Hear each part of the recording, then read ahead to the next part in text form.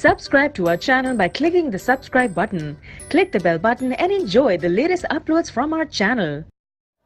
السلام علیکم ورحمۃ اللہ وبرکاتہ۔ دوستو، آپ دیکھ رہے ہیں اسلامک یوٹیوب چینل۔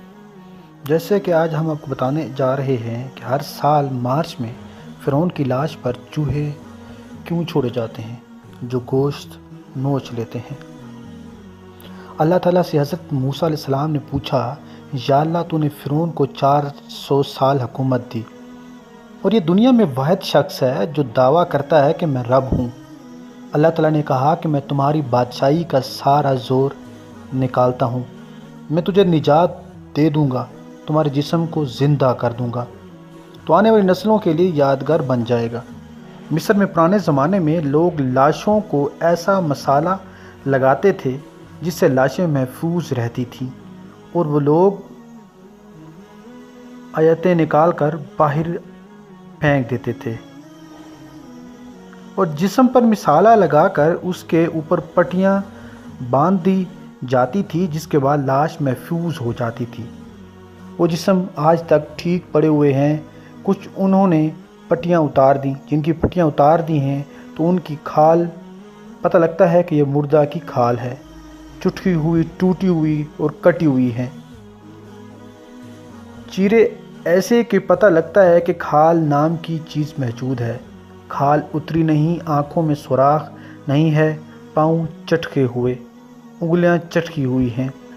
فرعون وہ واحد شخص ہے جس کی لاش پر گوشت تر و تازہ ہے، لگتا ہے ابھی کسی نے اس کو سلایا ہے، بلکہ اس کی لاش پر گوشت بڑھتا رہتا ہے۔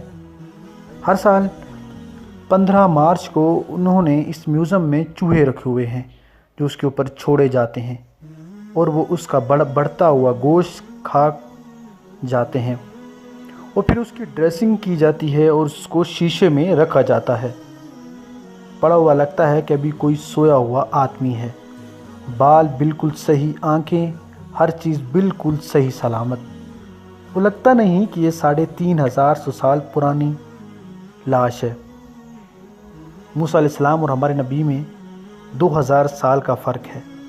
میں تمہارے جسم کو نجات دوں گا اور لوگوں کو کہوں گا کہ دیکھو یہ انجام ہے خدائی کا دعویٰ کرنے والے۔ ایک دفعہ موسیٰ علیہ السلام نے پوچھا، یا اللہ تو فرعون کو اتنی مہلت کیوں دیتا رہا؟ وہ تو کہتا تھا میں خدا ہوں۔ تو اللہ تعالیٰ نے فرمایا، یہ کم بخت اپنی رعایا میں عدل کرتا تھا، میں اس لیے اس کو مہلت دیتا رہا۔ جب اس نے ظلم کیا تو پھر اس کو پکڑ لیا۔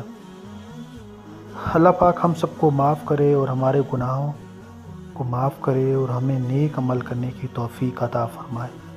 دوستو، اگر یہ ویڈیو پسند آئی ہے تو ہمارے چینل کو ضرور سبسکرائب کریں۔ اللہ حافظ، اللہ نگہبان، السلام علیکم۔